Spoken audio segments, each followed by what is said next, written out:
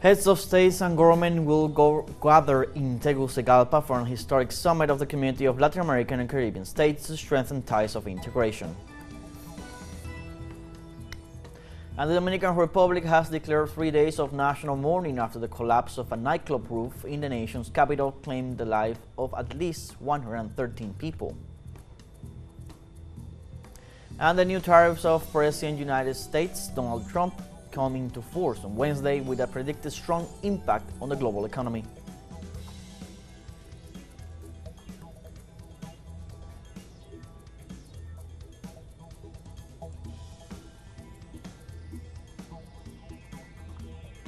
Hello, welcome to From the South. I'm Luis Alberto Matos from the teleSUR studios in Caracas, Venezuela.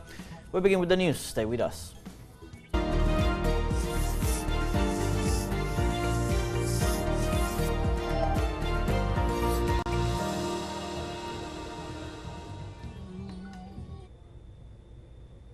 Heads of states and government will gather on Wednesday for an historic summit of the community of Latin American and Caribbean states to strengthen ties of integration, cooperation, and dialogue in the midst of an unprecedented attack by the United States against their peoples.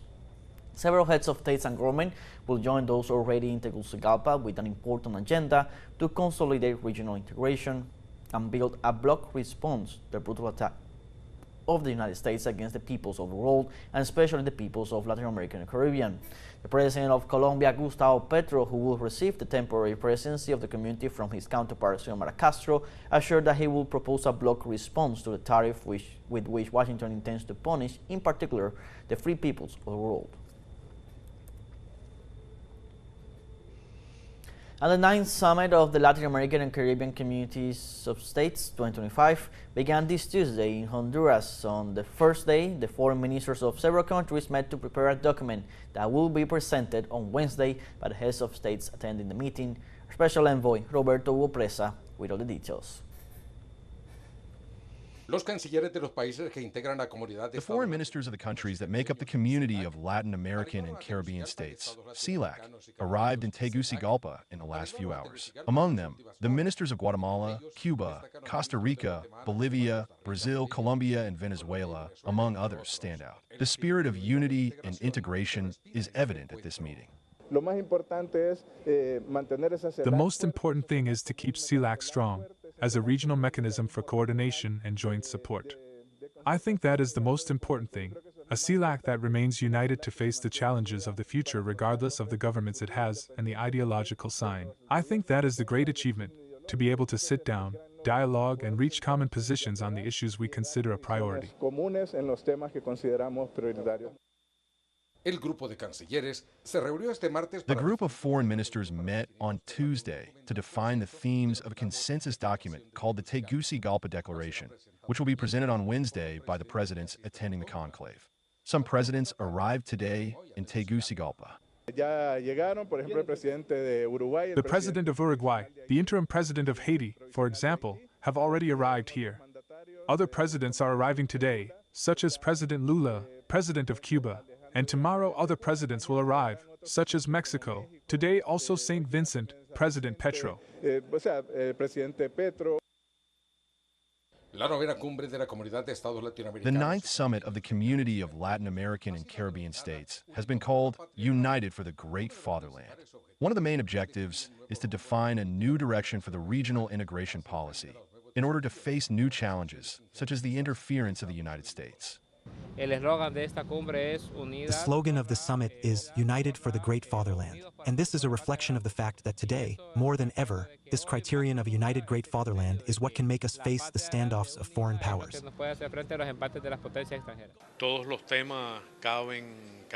All issues fall into it, but with priority the exercise in favor of the proclamation of Latin America and the Caribbean as a zone of peace, the right to development of our peoples,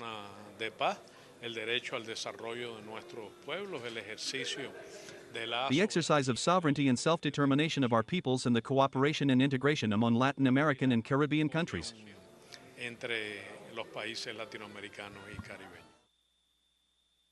At the end of this 9th Summit, the pro-tempore president of CELAC, Xiomara Castro, will give a report on her performance and will hand over to the president of Colombia, Gustavo Petro, who will assume the leadership of this regional organization. Roberto Hugo Presa, TeleSUR, Tegucigalpa, Honduras. And Venezuelan President Nicolas Maduro signed a decree of economic emergency Tuesday, empowering the state to adopt different measures to face the trade war begun by the United States. During the activation of the so-called telecommunications and new technologies engine at the Polyhedron Arena in Caracas, Maduro sealed the constitutional action that allows the adoption for 2 months of urgent and extraordinary measures to protect all the country's productive sectors and defend the national economy. The action is promoted by the Venezuelan government to face the global threat posed by the large-scale tariff imposition by the U.S. government. At the same time, the president praised the solid stock market index registered in the country in the midst of the tariff war being waged by Washington.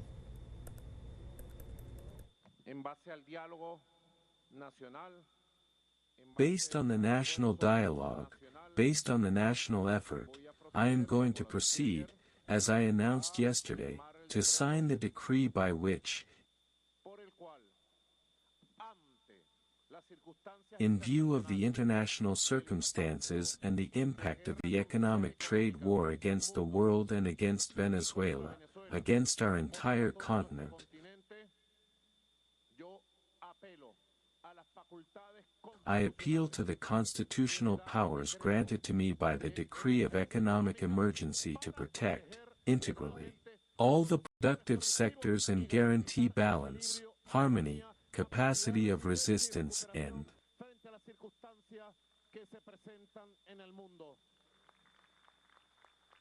recovery in the face of the circumstances that arise in the world. I proceed, today, April 8th, to sign the decree of economic emergency that empowers me for 2 months to act and to implement different modalities of public policies to defend the national economy, to protect it and to move forward. The Dominican Republic has declared 3 days of national mourning after the collapse of a nightclub roof in the nation's capital, claiming the lives of at least 113 people and injured around 155. The most recent briefing by the director of the Emergency Operations Center, Juan Manuel Mendez, confirmed the rising death toll as well as the passing of merengue singer Ruby Perez, whose body was taken out early Wednesday morning. While delivering the news, Mendez indicated he does not rule out the possibility of finding survivors of the rubble, as all emergency resources and institutions have been mobilized to assist in the search. The incident, which also caused the death of Montecristi Governor Nelson Milagro Cruz Martinez, has led to the suspension of many official, legislative and political activities in solidarity with victims and their families. We now have our short break coming up. First, remember you can join us on TikTok at teleSUR English, where you'll find news in different formats, news updates, and much more. Gonna be right back. Stay with us.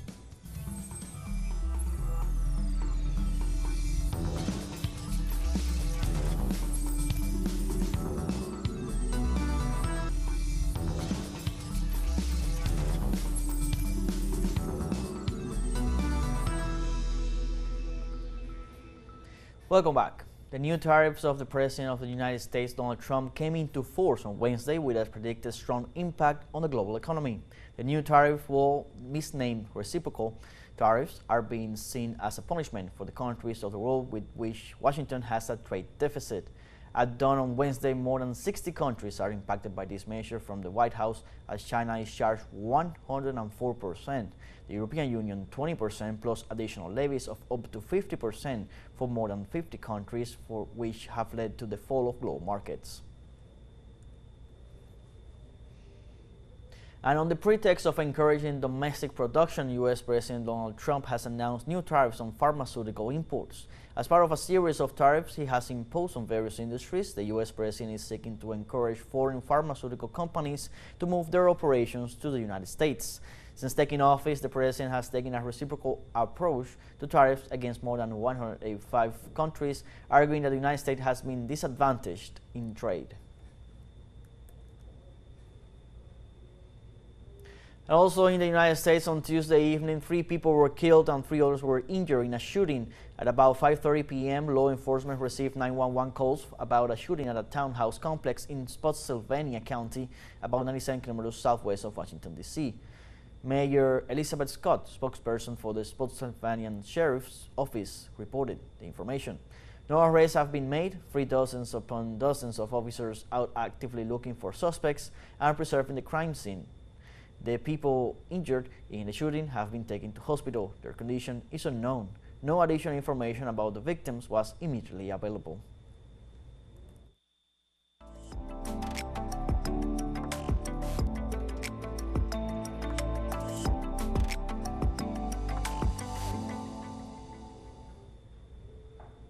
The 19th Jibara International Poor Film Festival will be held in Cuba from April 15th to the 19th with the participation of more than 500 works from 30 countries with a representation covering all continents. Our colleague Jordanis Rodriguez with the information.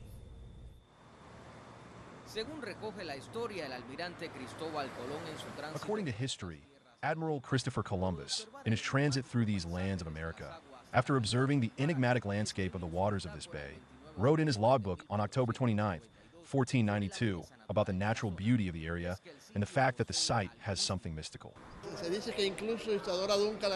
is said that even Isadora Duncan, the great dancer, was there, and even other personalities who have visited the place. But everyone talks about the magic of the town, of its people, and it is something that is much appreciated, turning the city not only during those days in the capital of cinema in Cuba, but in the capital of the arts. The film event, which begins on April 15th, was conceived along 2 main lines by filmmaker and founder Humberto Salas. The first from a dimension that is rare in the culture of the country as a community proposal, and the other from the informality and relaxation that generates, although it sounds contradictory, a very rigorous event, a very complex staging, rich in multiculturalism. We are very happy with the festival, which in addition to Luciano Castillo will give an honorary Lucia Award to Veronica Lynn, that great Cuban actress, who is going to come to Jabara. And also because it is a festival that takes the original name again, it is something that we have designed little by little, at a time when we have been growing for 2 years in cinema under construction, and obviously the idea of awards with production support. In this case, cinema under construction has Cherubusco Studios and Horizonte, an Italian entity, and Cherubusco Studios that are Mexican.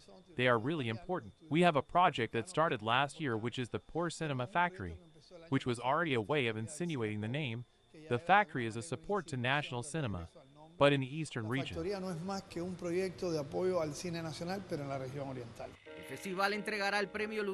The festival will present the Lucia de Honor 2025 award to the Gypsy House Project, film critic Luciano Castillo, and National Theater Award winner Veronica Lynn.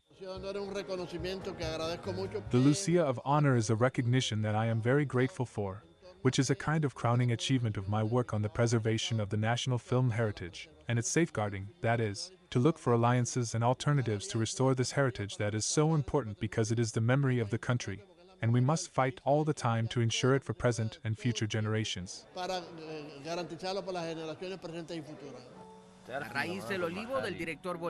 Root of the Olive, by Bolivian director Sergio Eguino Vieira, is one of the works in competition.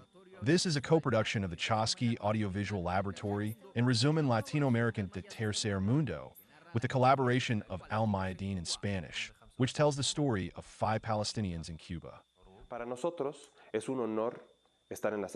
For us, it is an honor to be in the official selection competing as a documentary at the International Festival of Poor Cinema in Jabara.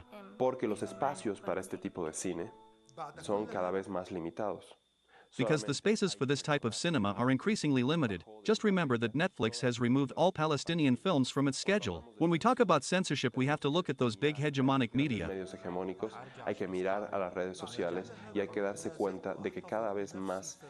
We have to look at social networks, and we must realize that the message that can elevate the Palestinian spirit is increasingly limited.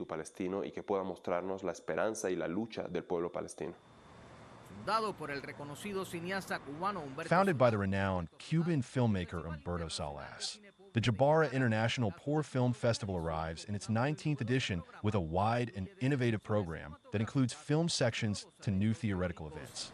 Jordanis Rodriguez Laurencio, teleSUR, La Habana, Cuba. Now I have a second short break coming up before we invite you to visit our Facebook page at teleSUR English. There you'll be able to watch our top stories, special live coverage, and much more.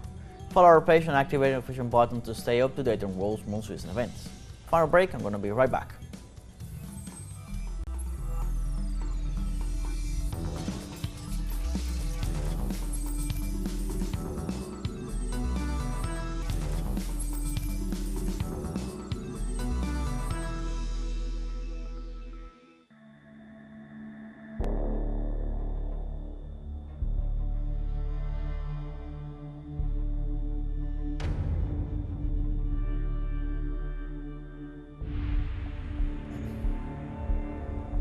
Welcome back. In Yemen, a new wave of U.S. airstrikes on several residential areas left at least 6 dead and dozens injured. U.S. aircraft have intensified their military campaign in Yemen with a series of bombing raids on residential areas and civilian targets in several provinces of the country. The attacks, which took place between Tuesday evening and early Wednesday morning, have left at least 6 dead and 16 wounded, including 3 minors and 2 women. The explosions also caused significant material damage to homes and infrastructure. Despite these attacks, the Yemeni armed forces continued their operations in support of the resistance and the Palestinian people in the blockaded Gaza Strip, carrying out single strikes that have reached the heart of the occupied territories, ships linked to the Zionist regime, and even U.S. warships.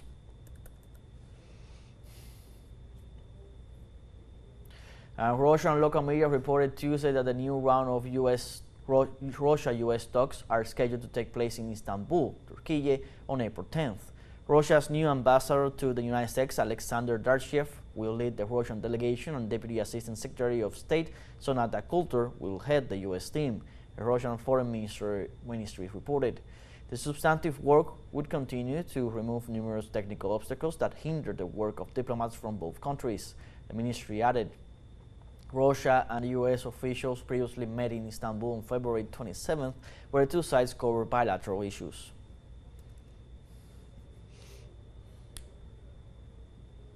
And the story of Vladimir Rosomaha, a Ukrainian soldier who had to experience firsthand the horrors of war, shows the harsh realities faced by Ukrainian soldiers on the battlefield, as they are sent unprepared and on missions from which they have no hope of coming out alive. Our colleague Oleg Jasinski has the report. Last week, the story of Ukrainian soldier Vladimir Rosomaja and his rescuer, Russian paratrooper Vitaly Popov, went viral. Vladimir, in his 40s, was literally hunted down and taken to the front against his will, like thousands of other ordinary Ukrainians. This is not an exception in today's Ukraine, but neither is it an exception that a Russian soldier, risking his life, provides help to his wounded enemy, as Vitaly did. In history, there are many cases when Russian soldiers have taken pity on their enemy and helped them. There are also cases when a wounded Ukrainian soldier is rescued. There are deep and special meanings in this. We are one people, Ukraine, Russia. The Ukrainian soldier did not expect a humane attitude towards him because he was brought up in propaganda conditions, in which they say that Russians are not people and they hate Ukrainians, for example.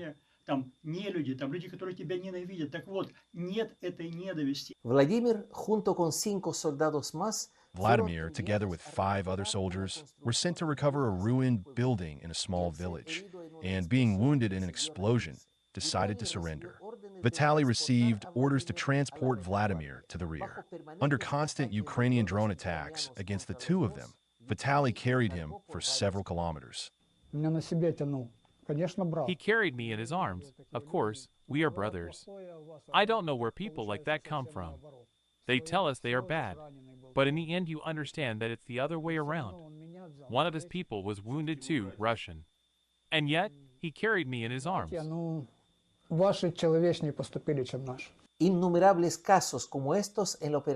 Countless cases like these in the special military operation tell us that, despite all the pain of war and all the hatred that has been instilled between the sides, there are values that are stronger, and this will be the real triumph for these 2 peoples. We ran and took positions. There are 2 positions there. The Ukrainians fought until they ran out of bullets. As soon as they run out of ammunition, they surrender immediately. Yes, we caught 3 of them and took them out. One of them broke his leg on the way and we had to drag him out.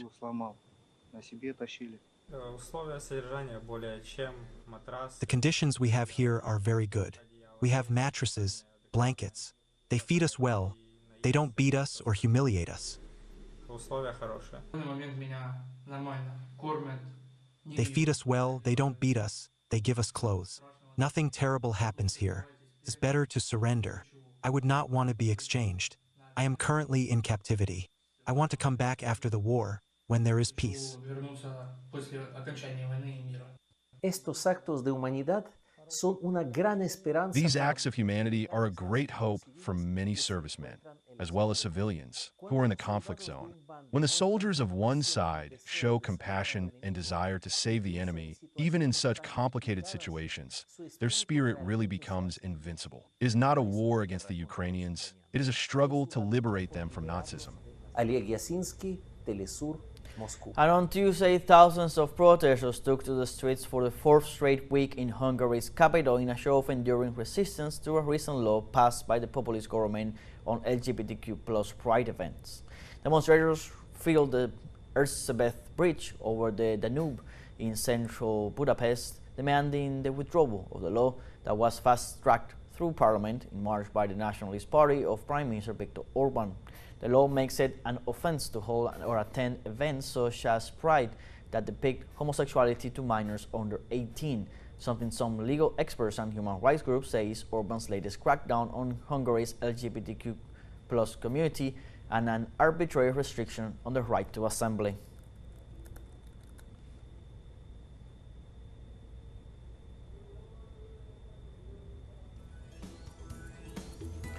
We have come to the end of this news brief. You can find these and many other stories on our website at telesurenglish.net. You can also join us on social media, Facebook, X, Instagram, Telegram, and TikTok. For TeleSUR English, I'm Luis Alberto Matos. Thanks for watching.